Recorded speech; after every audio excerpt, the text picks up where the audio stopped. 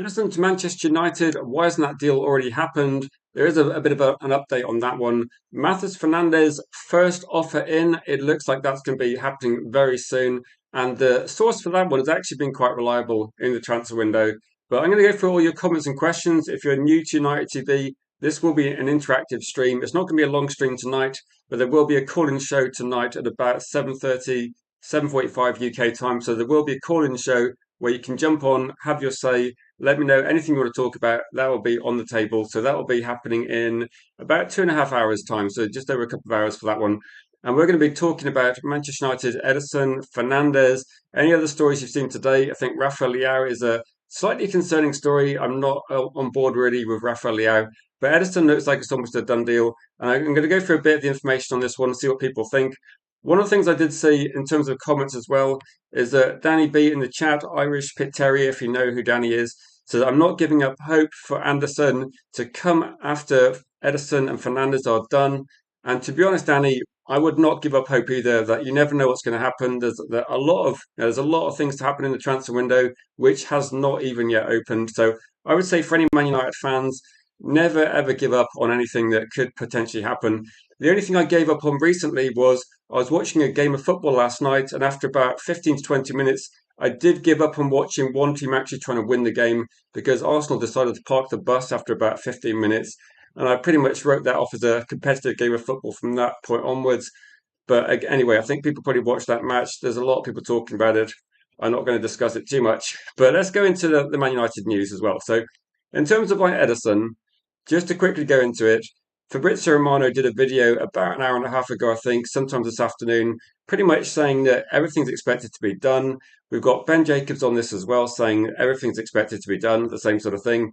In terms of like maybe more breaking sources or maybe news that you don't always consider as well, I think one of the sources I do quite like is Sully Talks. And Sully Talks, you don't get a load of rubbish from Sully Talks. He pretty much just posts facts. And he was saying the same sort of thing. It's just a matter of time.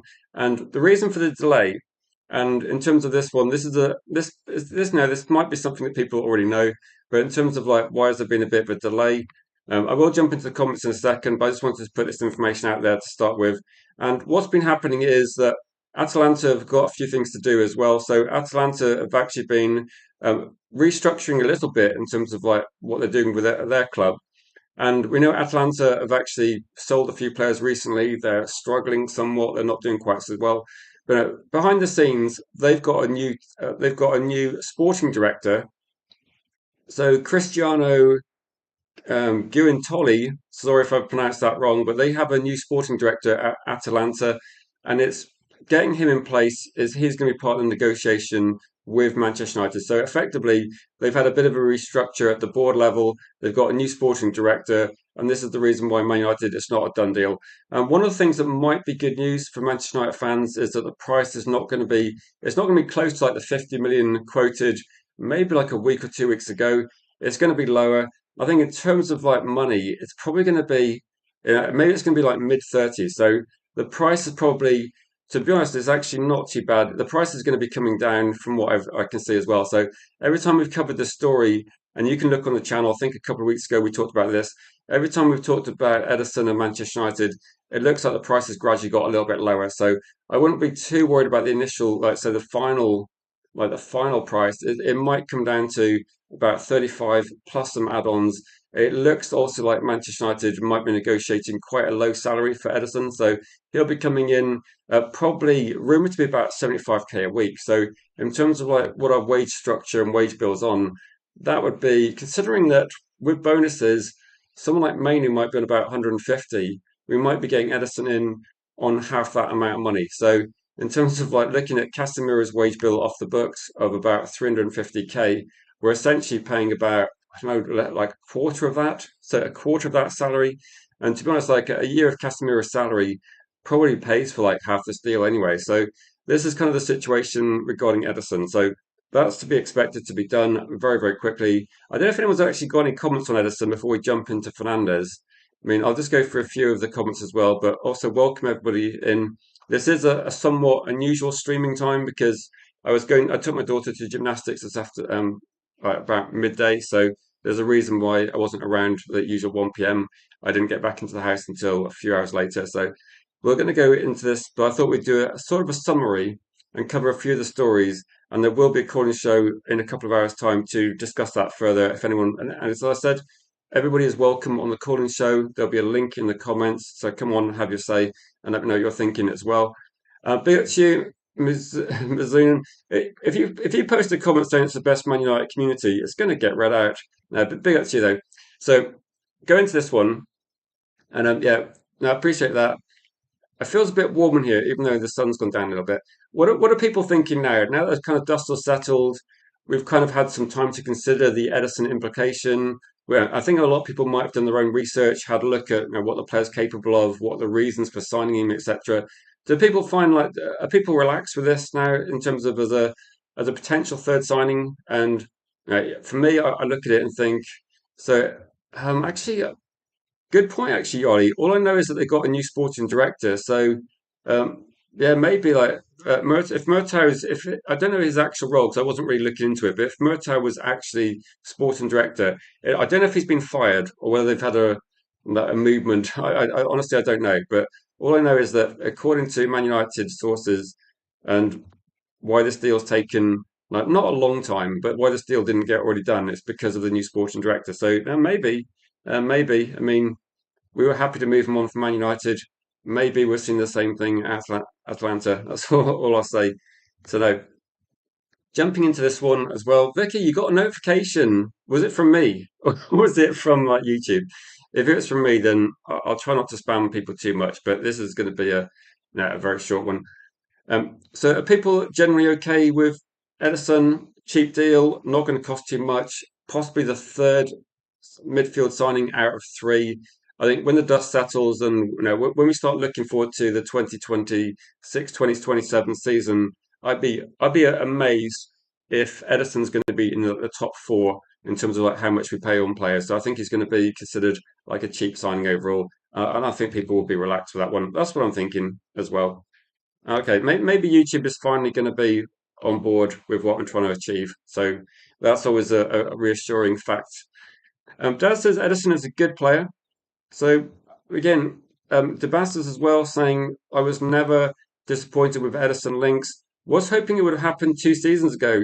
To be honest, Debastas, you're probably in a group of people I know quite well as well. Does it feel a bit like we got there in the end? Because maybe the only difference is going to be Manchester United should probably have signed Ederson instead of Agate, but probably 2 years ago that was on the back of Ederson helping Atalanta get the um, Europa League competition won with Lookman. So maybe there's a reason why it didn't happen. I think, to be honest, the main reason it didn't happen was Agate has got an unbelievable representation in terms of Mendes as well. So that's probably a factor. So I'm actually in the same camp as you. That I think 2 years ago, honestly, no idea why we didn't get this deal done, and we should have got this deal done instead of Agate. But we should have got João Mendes, another deal done as well, shouldn't we? Instead of this one. But again, these deals did get done.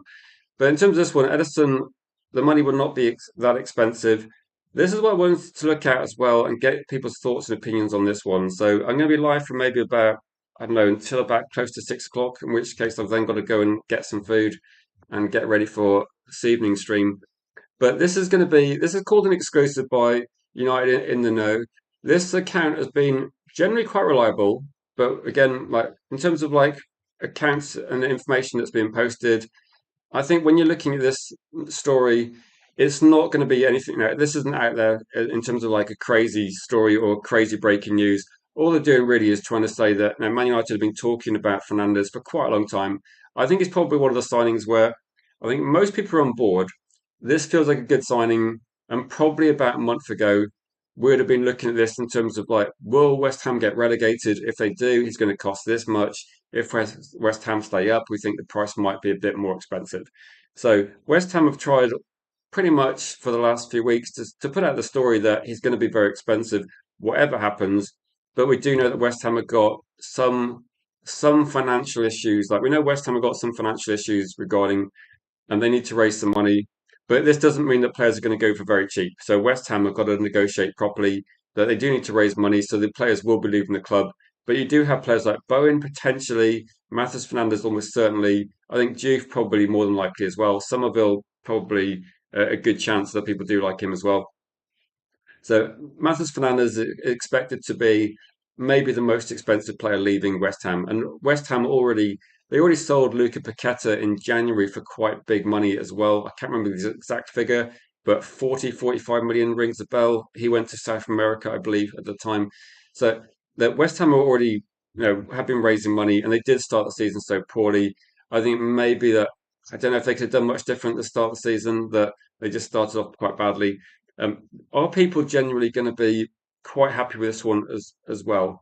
That I mean, guessing the price, then yeah, Lucky, you're also on board with Edison. I think most people think Edison is a sensible signing. It's not going to be like nobody's sat here thinking Edison's a done deal. Right, we're going to win the league. But I think a lot of people think this is a sensible deal done with a squad in mind. Makes you try and get some depth in the team, ready to try and fight. And for me, Edison is there because Man United are going to have to play 2 games a week. Edison is capable of playing 2 games a week, but some players in the squad might not be wanted. It might not be a good idea sometimes to play the same team like, twice a week. Become a bit. There's a lot of minutes to share among players, and even like Mainu and other players might be rotated a little bit more. And it's something that is going to be a challenge for Carrick. In terms of price, though, then I think that's like the best is your. I think you're close actually. That my guess was always going to be that Matheus Fernandes might be between 50 and 60, and we know that Man United do love to structure deals with add-ons at the moment. So I would not generally be too concerned with this sort of price. Um, yeah, to be honest, watching Arsenal, I was trying to be neutral, but it did look like an attack versus defense training session, didn't it? Malp says we're so slow at everything we do at this club. I say, do you think this one, like Malps, do you think with Manchester United there is a reason for caution at the moment? That I don't think we're missing out on deals because we're too slow. That if we miss out on a deal, so far the deals we missed out on were probably like who have we actually missed out on that we tried to sign in the last 18 months? Like Gyökeres decided to go to Arsenal. We've got João Pedro decided, no, actually not João Pedro. We've got Delap, so the crap one. Delap decided to go to Chelsea, and the other player we missed out on. I'm trying to think if there's any more. No, as far as I know, no, and as far as I can look at in the last kind of like maybe last few transfer windows, Manchester United, the players we missed out on are players we missed out on because the player does not want to come to Manchester United. So the players that did want to join Man United, Sesko and Buemo Cunha, Lamens, they're Man United football players. And the deal we did have to act quite quickly on was probably the Euro deal, where we did have to go in with quite an aggressive bid.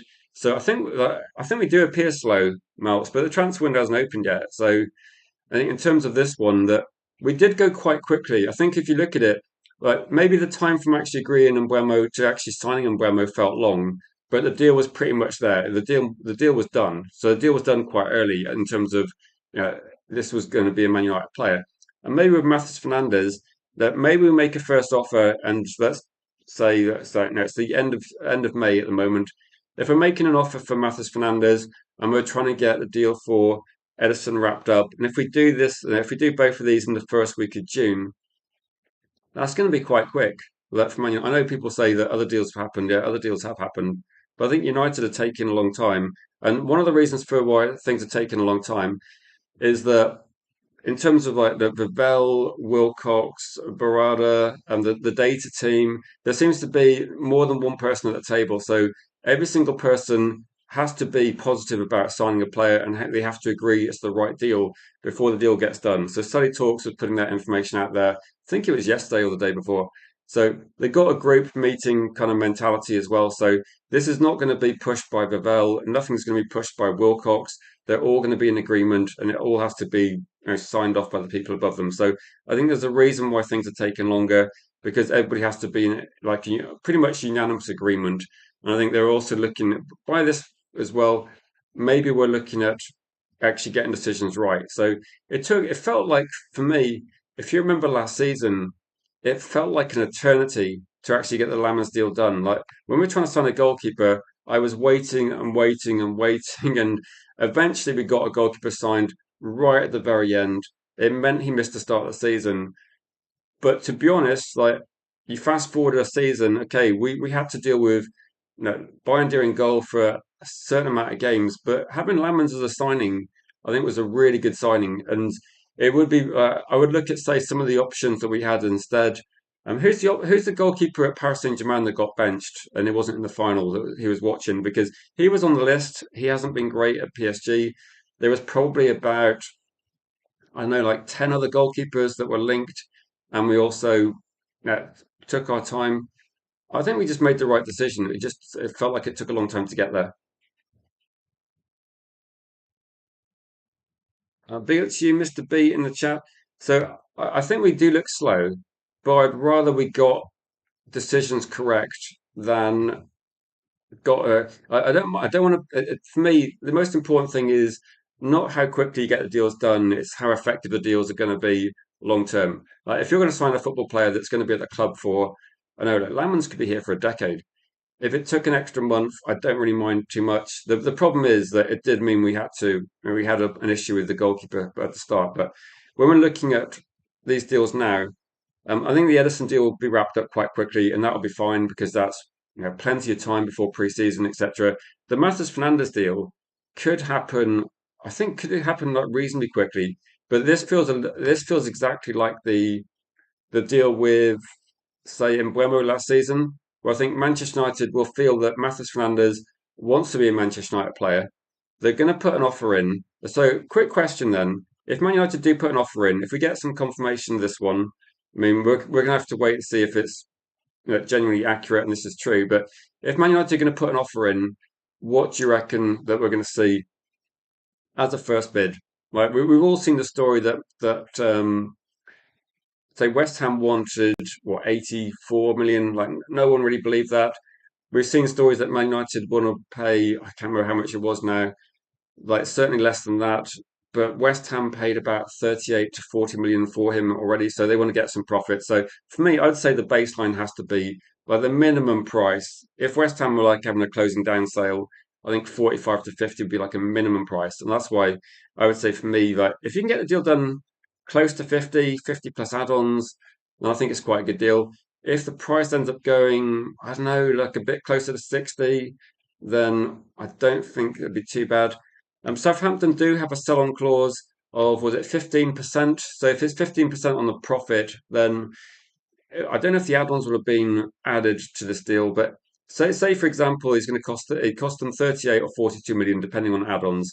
Then if it's 42 million and Man United are paying, say, I don't know, 55 plus 5 or 60, that's only 18 million, isn't it? So they're only going to get 15% of 18 million, which is going to be how much is that? So that's 2.7 million. So they're not going to be making loads, and it's going to be taking maybe like £2 to £3 million in sort of sell-on fee off the deal. So if they sell him for 60, bought him for 42, then effectively West Ham make like a £50 million profit, which isn't crazy if you think about it. If a 10 to £50 million profit is not much. So I don't think Man United can pay too much less than that, although it would be preferable. I think that would be still for me a good deal. If we got these two players done, we're talking about Edison plus Fernandez. If those two deals are done for, I don't know, say 55 and 35, and then you've got add-ons on top of that, that's only £90 million plus add-ons. So two midfielders for £90 million, as an example. I'm not counting the add-ons because they would be, next year's budget. That does actually leave quite a lot of money to play with. So when people are talking about who you could go for as the next one, then yeah, it could definitely be doable. I think. Say 61 million, perfect for Matheus Fernandes. That's very precise figure you have there. So you're raising up to 62.2. No, I think this one is going to be for me. There will be some add-ons as well, but I don't think they're going to be loads of add-ons. Like there would be add-ons, I think, just to effectively give Man United a little bit more leeway in terms of the cash flow in this transfer window, particularly early on. But maybe also, I think the matter of what I read actually a couple of days ago is the Rasmus Højlund deal.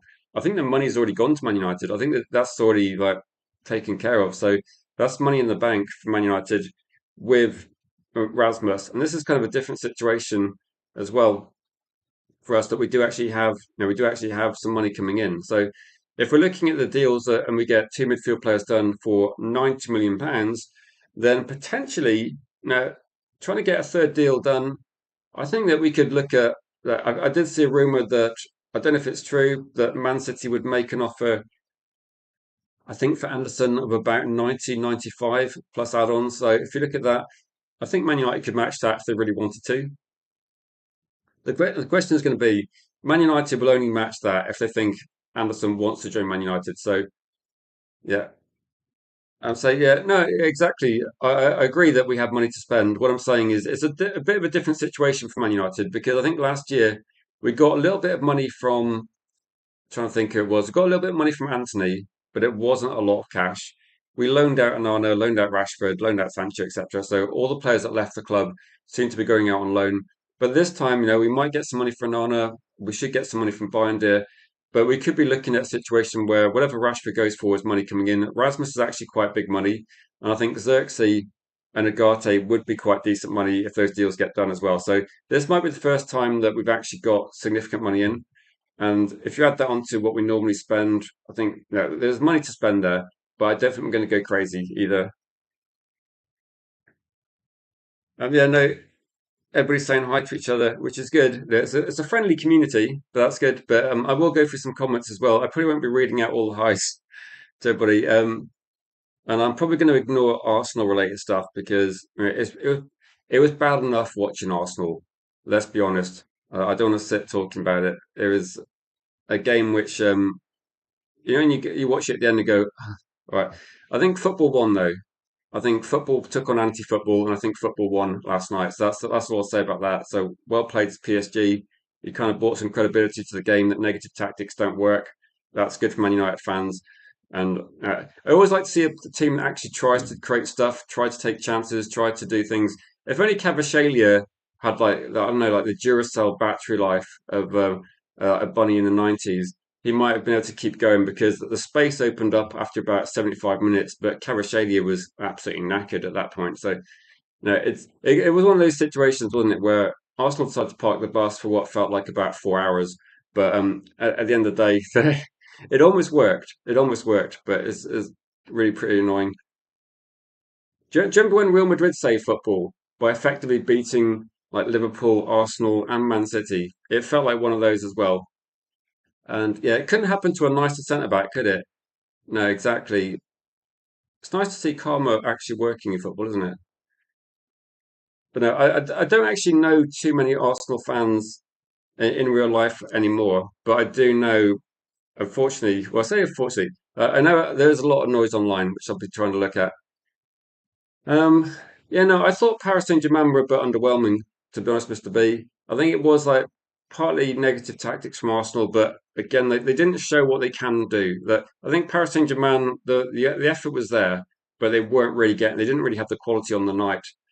But if you could look at, like, I don't think no, I don't think Arsenal were really trying to do much other than just at the end they were just holding out for penalties, weren't they?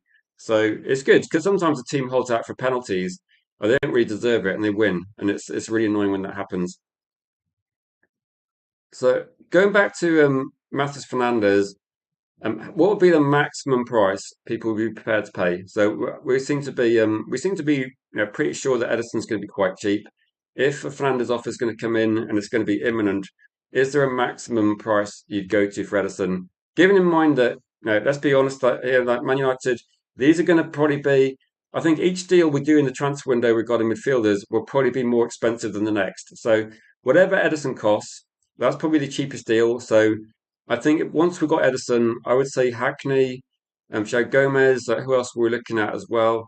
Any player that you look at, Angela Stiller, it's probably going to start becoming too expensive, because Stuttgart want 50 to 60 now. So I think Angela Stiller is going to be too expensive, not because I think he's like not good enough, but I don't think Man United want to spend over 50 million, over 55 million on a player that's not in the Premier League, unless that person's name is too many. In which case, I think he'll be absolutely welcomed with open arms. But any other player, I do not think Man United would go in for that sort of price. Dan Beast is like 65. Yes, 65 for me does not sound actually too bad. Um, 25, yeah, I don't know. So, yeah, no, no, not for Agate. I think 25, um, that's not going to happen, is it? But I would say 20, 25. The only player on the market for 25 million is probably Shea from Southampton. But yeah, I'm not sure what's going to happen. I don't think Man United are actually going to sign too many players. And so Mr. B says we've been linked with Hackney and Fernandez. I think we may be scouting Hackney actually. Yeah, Hackney has definitely been scouted by a lot of people. One of the things that's interesting kind of fact as well, if you've seen any story, and again, there's a lot of stories. If you've seen any story that's significantly repeated over and over again, like Edison, like Matheus Fernandes, I'm trying to think about which other ones maybe recently. Angela Still is probably another one.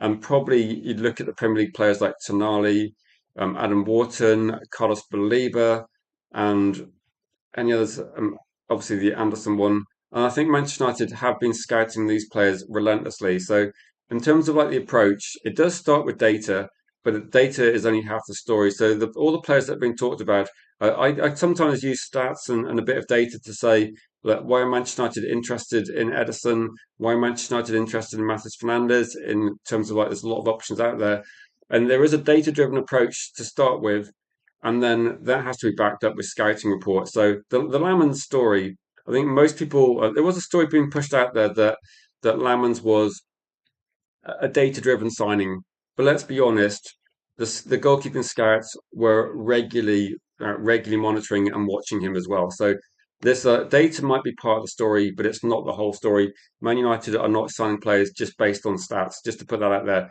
it is definitely a bit of both. So the stats, if the stats are there and the eye test and the scouting and everything's in line and that everybody in the club is happy, that's when Man United go for the deal. So it does mean that you get probably a higher success rate, which is transfers are still a bit of a gamble, but I think it does mean you get a higher success rate. But it does mean that there's inevitability about this. It does mean deals are slower. So I know people get frustrated, but I don't know. Look at the deals that other clubs did last season. I think we did better deals. Like Chelsea signed players quicker, but I would much rather have our transfer window than Chelsea's. And Liverpool probably signed a couple of players quicker as well, but they didn't work out fantastic. Jim says 60 to 65. You never know, actually, do you? That I'm guessing 55 to 60. So yeah, exactly. Just for this comment as well, I remember when I was talking about Dorgu, I was talking about Dorgu. I think the August or September before we actually signed him. And at the time, when you read the reports and you read like Man United are looking at Dorgu, etc., then in the same articles they will say that Chelsea are also looking at these players. So Chelsea, Manchester United, Arsenal, Liverpool, when they're scouting players, they'll be scouting them for about 2 years. Benjamin Sesko was scouted by Manchester United and Arsenal for at least 2 seasons, at least, and this goes on and on and on. So it just gets reported more for Man United. I think people think Man United is slower, but to be honest, I don't think it necessarily is. Like it's very difficult because where do you start where do you start the clock? Is it between the first contact of the club, the first scouting, the I think Man United just gets over-reported. So with Chelsea, yes. Say media doesn't know what scouted reports, just the rivals do. I would say this: like if you watch football and you watch multiple leagues and you see a player playing well, let, let's be realistic. Man United will be tracking that player. They're tracking almost everybody, and it's not just Manchester United. It'll be Chelsea. It'll be Arsenal. It'll be Liverpool.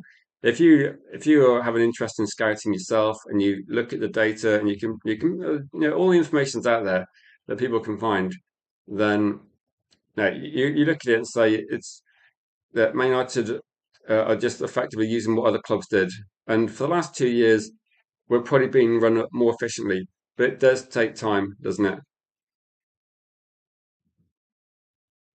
Yeah, Tyler Fletcher. So did it change it to Brian for some reason? No, there's been a few. Yeah, there's a few good stories coming out there. 11 days to the World Cup.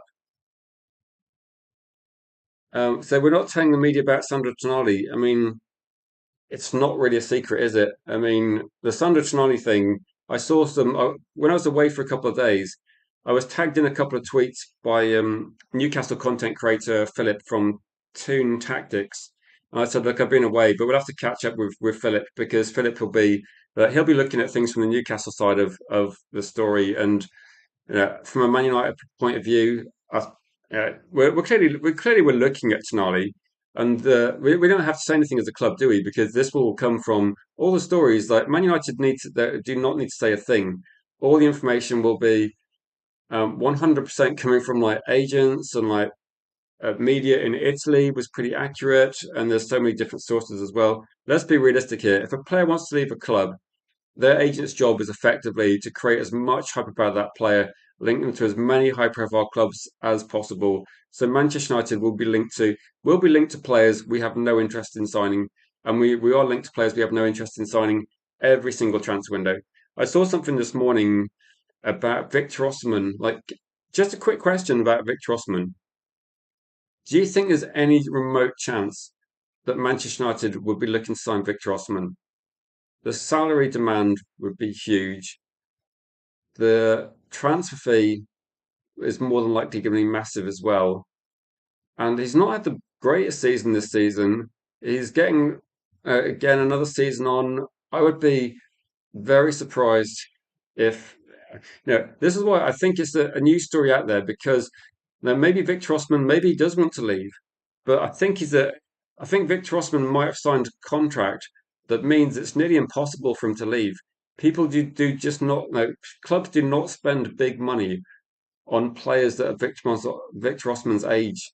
And if they were going to spend huge money on Victor Osman, I think it just would have happened by now. That I can't imagine Man United are going to spend all that effort changing the wage structure, moving on these big contracts just to take another one. I don't know. So we need to do some polls. Yeah, one of the things we can do, Vicky, is maybe what we should do is like as a group, like when we see some information out there. So I've got this Twitter account in the United in the Know. They don't tend to post too much outrageous stuff, so they tend to be quite sensible. And I think Sully Talks is a very sensible account. I think the who are the sources that broke the story in Italy regarding I'm trying to think who it was now. It was regarding deals for Tonali, deals for Ederson. That might have been is it Alfredo Paluccia or there's a Tutu Marco as well. There's a lot of these sources which unless I've got it in front of me, I can't remember exactly how it's pronounced, but there's a lot of Italian sources that have been quite good on that one. So I would look at it and say that there's definitely a few sources. I did see Fabrizio Romano trying to kind of downplay the Ederson thing a few days, maybe like a week ago, but the information's out there as well, isn't there? So we got a lot of when people want to move. Edison's been wanting to move from Atalanta for a couple of years.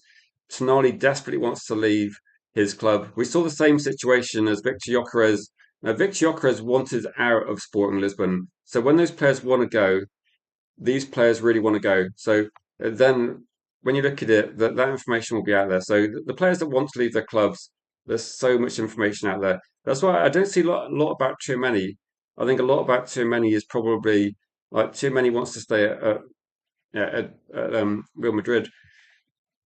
So I could I'll be live for like another 5 minutes. So I'll go through a few of the quick comments. So if we wanted Osman, we'd have signed him last summer. Yeah, I mean, exactly. If Manchester United wanted Victor Osman, when we're rebuilding our attack and we're spending big money on Cunha and Buemo, Benjamin Sesko, that is the time to buy Victor Osman. We're not focusing on that anymore. So it would be very crazy. I just can't imagine Man United looking at Benjamin Sesko, who's been pretty good the last 6 months. And his record in terms of like games played, minutes, goals since Michael Carrick's been in charge, I don't think there's any way they look at replacing him as well.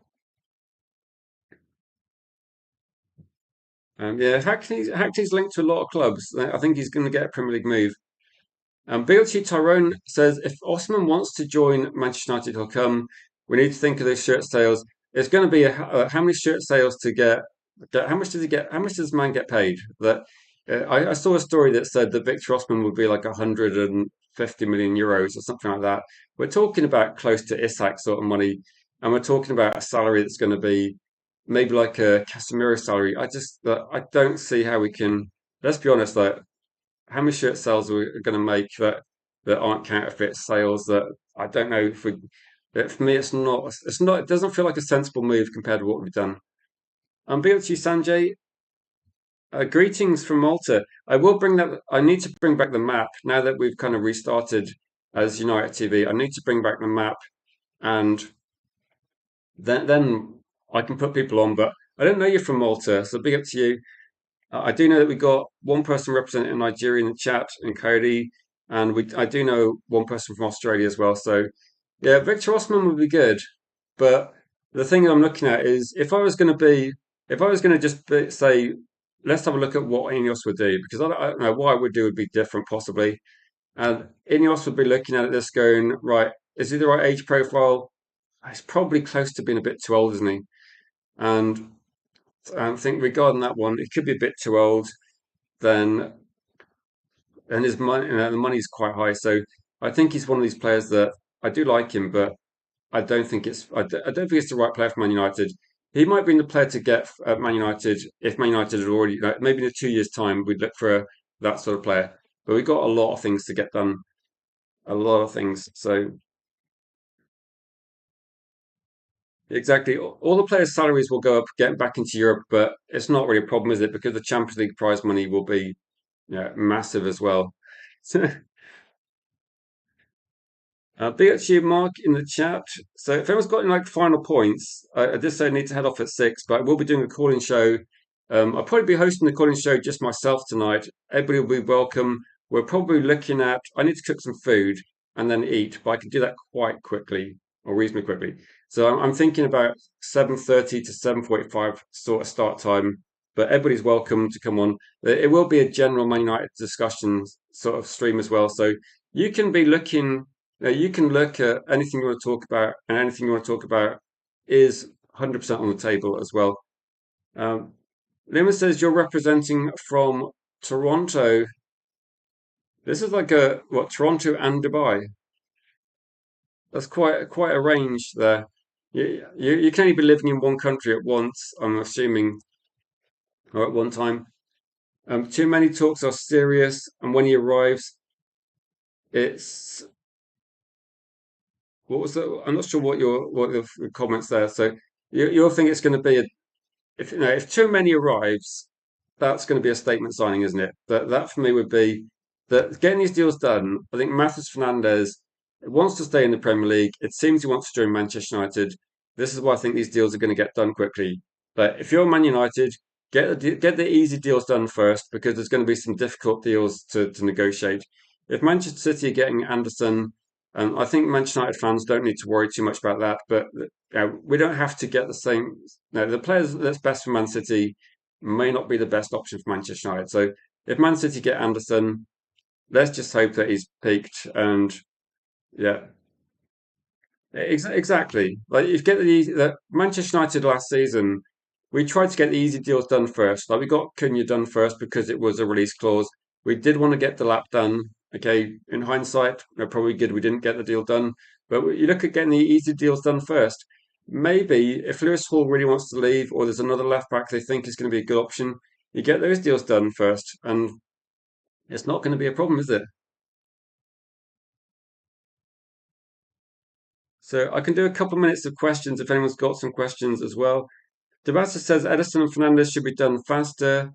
I don't see how quickly you can get these deals done. Like in terms of like transfers, then it's going to be about negotiating a price, isn't it? With this one, Edison, as Devasa, I explained with Edison, they've been changing their director of football at Atalanta, so that's been why there's been a bit of delay. But yeah, if we get deals done early January, sorry, not early January, early if we get deals done early June, it's still going to be pretty good as well. Do I think it's fair for the club not to sign anyone and thus increasing the anxiety levels of fans? To be honest, I think that it's just. I don't think many fans are expecting all the deals to be done in May. Like the transfer window opens the 15th of June.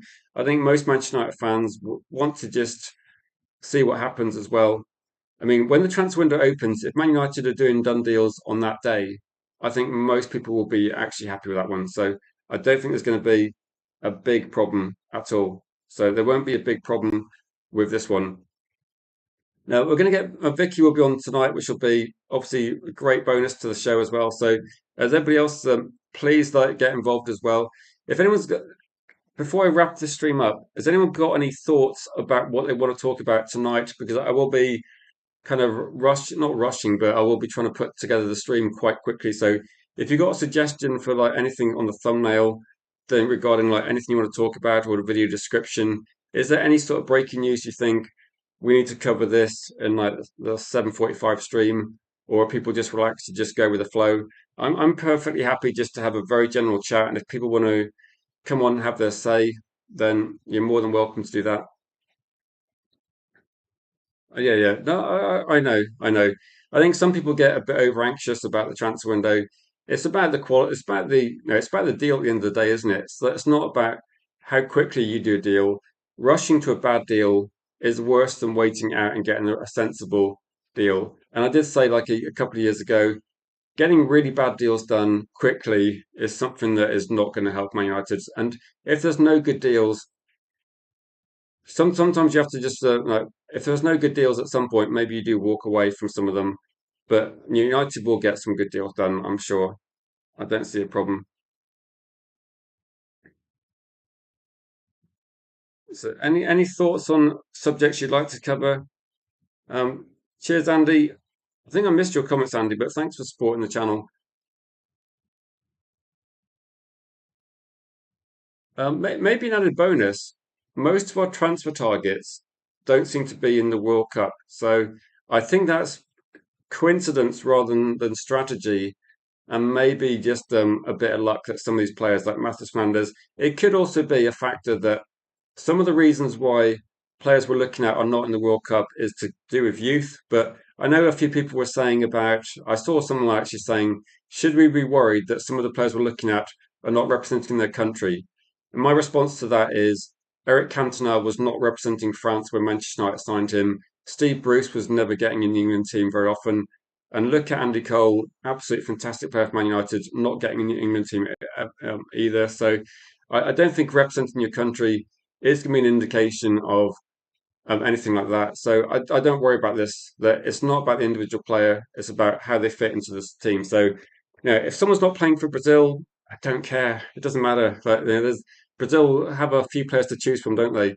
And Andy Cole was world class for Man United. We won loads of trophies, and it didn't matter. He didn't play for England. If anything, it's like a bonus because he wasn't burnt out from international duty. So, it could be a bonus that next season, Luke Shaw and Maguire not playing so much international football. So, yeah, I agree. It could be a booster, couldn't it, Mark? Things can happen quite quickly.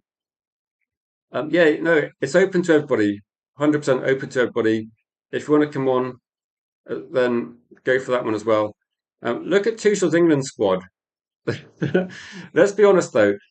Tuchel's England squad, there's a few players there that you probably wouldn't want at your team. There's a few people that made the squad where people are thinking, how has he made the squad?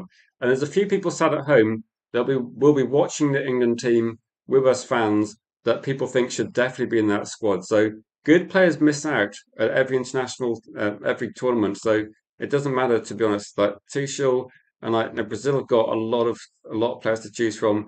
It just depends on the now, it just depends on the individual manager. Eric Cantona was unbelievable for Man United and was never getting in the French team because he fell out with the manager. It was a personal issue. It wasn't football related. And different managers have different styles of play, different things they want to do, and not every player fits that. So it's not personal. It's not necessarily quality either. It's just a bit annoying. Also, some of these younger players, they will actually go on to be internationals anyway. And it could, I think, Jules, are you thinking Lewis Hall, Jules? Are you thinking Lewis Hall? You didn't get to play for England. Get yourself to Manchester, get in the first team there, and then you will be on that flight next time England go and play somewhere because you are good enough. And that's probably the best thing you can do. Get yourself out of Newcastle. They're going to be mid-table for a few years. Sorry, Newcastle fans, and that could be positive. Jules, if you fancy dropping in, then there's going to be yeah. I think Lewis Hall's overrated. I don't know. I think Jules was at the game when we played them, and I think again when he's like the age he's at, I think it's difficult to kind of like there's not loads to go on as there when players are 21. I think he's got potentially high ceiling, but again, I was using him as an example. There's a lot of players we're looking at that's quite young as well. Gibbs White was on fire. How did he miss out? Um, no idea. No idea. No idea. It's really difficult to it's really difficult to say, isn't it? That if we were all picking an England team, I think we'd all pick different players, wouldn't we? And we'd never agree. So the fact that someone's not representing their country for me is not an indication that the why is Harry Kane in the squad? Harry Kane just scores goals, doesn't he? That is there as an effective goal scorer. And I'm trying to think that who England doesn't have as many good striking options as it used to as well. So yeah, he hasn't done amazing in tournaments, so there is pressure on this one as well. I think people are going to be live tonight in probably about an hour and a half's time. Everybody's welcome. Link will be in the chat for people to come on as well. If you've got any thoughts or comments you've got about what you want the stream to be about tonight or the calling show, it will be kind of quite general. It will be probably transfer related, maybe a few other things as well. Um, yeah, I don't know. I don't know who chose. I don't know what Tuchel was thinking, to be honest. I mean, I think there's so much quality to choose from England that I'm not surprised. I'm generally not surprised that good players have missed out. That there was going to be maybe for Harry Kane. I mean, Neymar. What can you say? Yeah, there's definitely a few. Again, though, sometimes when we talk about managers having favourites, international managers have favourites, so it is a thing as well. But guys, we're going to be live tonight. Please share the stream if you can. Please drop a like on the video if you haven't done so. And big up to people in the comments. Make sure you tune in for the stream tonight. And yeah, to be honest, I'm happy Gordon didn't come to Man United as well. So I think Newcastle fans are counting the money, but they are forgetting that they do have to replace these players. So. Um, Word of caution for Newcastle fans: you didn't exactly replace the players that left last time with a lot of quality. So if you're going to lose Gordon, that you're still going to have to replace him, and you're still going to have to hopefully replace him with someone that can do what he does. If we get Tonali, you're going to have to replace him and spend a decent amount of money as well. I don't think Whistle was a great replacement for Isak, and I don't think Alanga really stepped up either. So no, it's one thing getting money; it's another thing spending it well. Guys, thank you for watching. And yeah, catch you guys in about an hour and a half's time. And come on, have your say. Any thoughts on what you want to talk about? Please leave a comment on this video, and we will try and factor it in. Until then, guys, thanks for watching, and we'll see you in the next one.